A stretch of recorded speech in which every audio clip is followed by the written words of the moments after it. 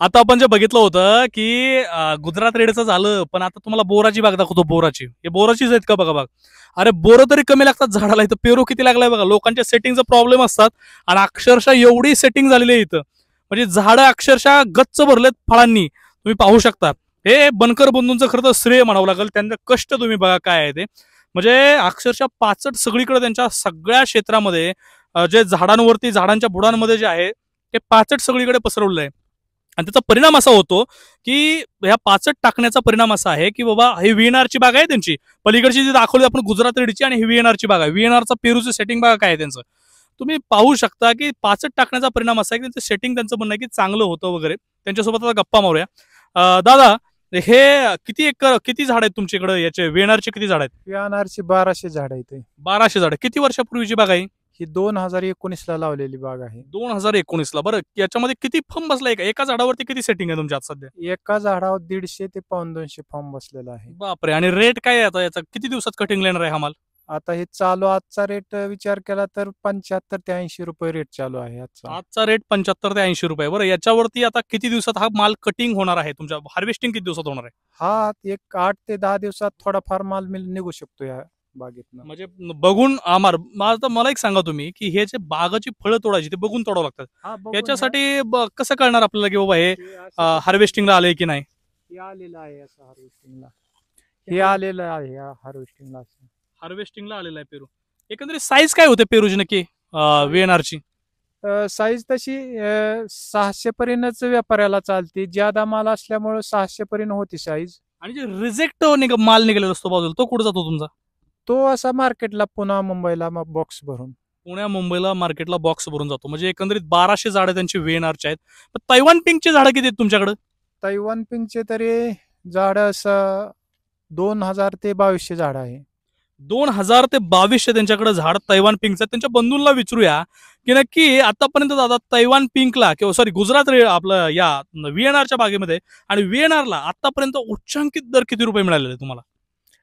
आपल्याला INI कडून 130 रुपयापतोर दर भेटला होता. आणि गेल्या वर्षी सरासरी जास्त INI वरनी माल उचलला होता माझा. आयएनआय ही काय आहे नक्की? शेतकऱ्यांना माहित नसतं आयएनआय म्हणजे नक्की काय आहे? INI कंपनी एक बारामतीमध्ये. मग ती येऊन माल तुमचा कलेक्ट करून घेऊन जाते. हा कलेक्ट करून घेऊन जाते. त्यांच्याशी जर समजा एखाद्या शेतकरी बंधूंना जे बघायचं बघतात, व्हिडिओ बघतात, त्यांना जर समजा त्यांच्यासोबत संपर्क करायचा असेल त्यांचा माल देण्यासाठी, तर काय करावं लागतं? ते प्लॉटमध्ये त्यांना एक्सपोर्ट क्वालिटीचा माल लागतो. म्हणजे समजा एकदम एक्सपोर्ट क्वालिटीचा माल ते घेतला जातो. रिजेक्ट माल घेत नाहीत ते. व्हीएनआर पेरू मध्ये तुमचं एकरी आतापर्यंत सगळ्यात जास्त उत्पन्न किती निघालं होतं? साधारणपैकी 10 ते 15 टन एकरी उत्पन्न मिळतं. सर्वात जास्त. आणि सर्वात जास्त कोणत्या वर्षी पैसे झाले होते तुमचे? गेल्या वर्षी पैसे झालते जास्त. काय किती झालं? एकरात किती पैसे झाले होते तुमचे? एकरात साधारणपैकी 10 लाख रुपये झालते. 10 लाख रुपये एकरामध्ये झाले होते. बघा तुम्ही विचार करू शकता. 10 लाख रुपये म्हणजे त्यांचं अक्षरशः, म्हणजे त्यांचं जे, आणि ते सत्य सांगतात, दुसऱ्या शेतकऱ्यांसारखं नाही माझं 25 लाख रुपये झालते, 30 लाख रुपये झालते. रिअल बोलणारे शेतकरी ते.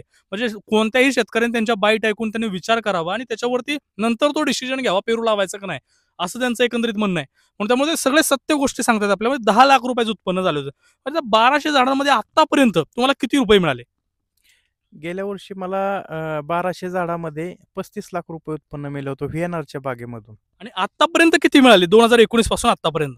आता तसा विचार केला तर बरेचसे पैसे मिळले असतील. म्हणजे 1 कोटीच्या वरती आकडा क्रॉस झाले असेल का? 2 कोटीच्या वरती? 1 कोटी सहज झाले असतील. म्हणजे कोट्यावधी रुपयाचं फक्त 1200 झाडांमध्ये आतापर्यंत या माणसाने उत्पन्न काढलेलं आहे. तुम्ही पाहू शकता. शेतीमध्ये अत्यंत फायदा आहे, परंतु शेती डोक्यानं केली पाहिजे असं म्हटलं जातं.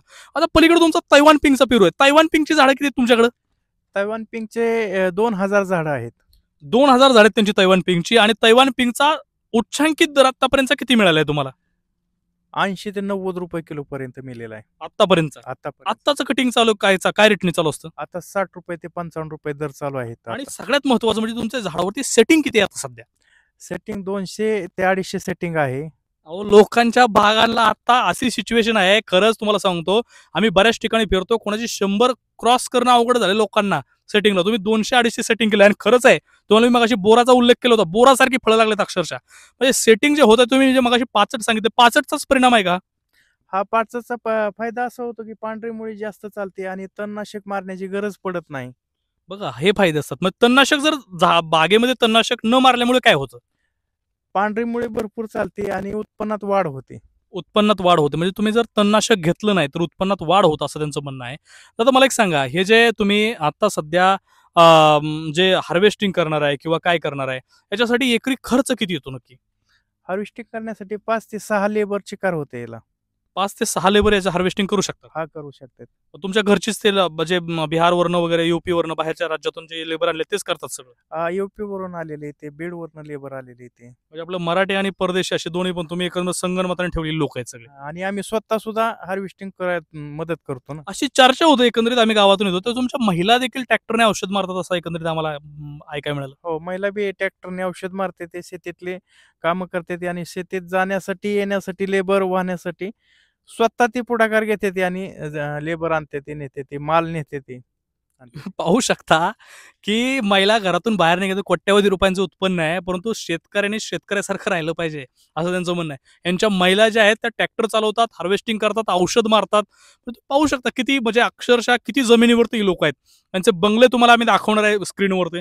बंगले तुम्ही बघा किती उत्तम क्वालिटीचे आहेत. अक्षरशः एखाद्या मोठ्या बिझनेसमॅनचा पण बंगला असं बंगल्याला लाजवेल अशी घरं या शेतकऱ्यांनी बांधलेली आहेत. खरं तर हे आदर्श शेतकरी कोण असतील तर आदर्श शेतकरी कोणाला म्हटलं पाहिजे तर हे शेतकरी आहेत. यांची तैवान पिंकची बाग आपण बघितली आहे, गुजरात रेडची बाग बघितलेली आहे आपण, या ठिकाणी व्हीएनआरची बाग बघितली. सगळ्या बागांनी शेतीमध्ये टॉप क्वालिटी मटेरियल या ठिकाणी त्यांनी वापरले आहे. तर हे जे फर्म आहे, फर्म लावलेला, ते काय रेटने तुम्हाला भेटतो? हा फॉर्म 55 पैशांनी पोच होतो जागेवर. तर एकंदरीत फर्मसाठी वेटिंग पिरियड चाललं होतं सगळीकडे. काय आता मालाला तर रेट तर आहे, वेटिंग लागलं होतं. मग आता पेरू एवढा सगळा खपणार आहे का एवढा सगळा? आता वेटिंग तर भरपूर होतं, हम्म. पण आता मोर्चा आता ही चालू झाल्यानंतर कसा दर गावतो ह्याच्या भरोसा अवलंबून राहू शकतं. बरोबर आहे. आता तुम्ही जर पाहायला गेलं तर आता महाराष्ट्रामध्ये पेरूची शेती जी आहे, तैवान पिंक असेल किंवा गुजरात आपला व्हीएनआर असेल, त्याची शेती वाढत आहे का? पिंक तैवानची खूप वाढत आहे. प्रचंड वाढत आहे. प्रचंड वाढत आहे. अच्छा, मग याला तुम्हाला म्हणजे शेतकऱ्यांची अशी समस्या होती की तुम्हाला हे तैवान पिंकला फर्म लावण्यासाठी लोकांना वेटिंगला थांबावं लागत होतं.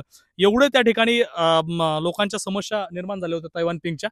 आता तैवान पिंकची झाडं तुमची किती आहेत तुम्ही सांगितली? 2000 ते 2200 झाडे. 2000 ते 2200 झाड आहे. अच्छा, मग एकंदरीत पाहायला गेलं तर हे झाड किती वर्षाचं झाड आहे तुमचं तैवान पिंकचं? ही 2019चं झाड आहे. म्हणजे एकाच दिवशी दोन्ही लावले? दोन्ही लावलेले आहे. अच्छा, मग तुम्ही पाहू शकता एकाच दिवशी 2 व्हरायटी लावण्याचं डोक्यामध्ये त्यांच्या आलेलं होतं आणि त्यांचा यशस्वी प्रयोग होत आहे. कोट्यावधी रुपयांचं उत्पन्न घेणारे बनकर बंधू, अत्यंत साधी राहणीमान आणि उच्च विचारसरणी आणि योग्य पद्धतीनं योग्य नियोजनानं शेती केली तर तुम्ही पाहू शकता की शेतकरी देखील मोठा होऊ शकतो, पैसे कमवू शकतो शेतीमधून, परंतु ती योग्य पद्धतीने योग्य याच्यामध्ये झाली पाहिजे. कॅमेरामॅन राहुल बेबेसह मी तानाजी करचे, ER न्यूज मराठी. धन्यवाद.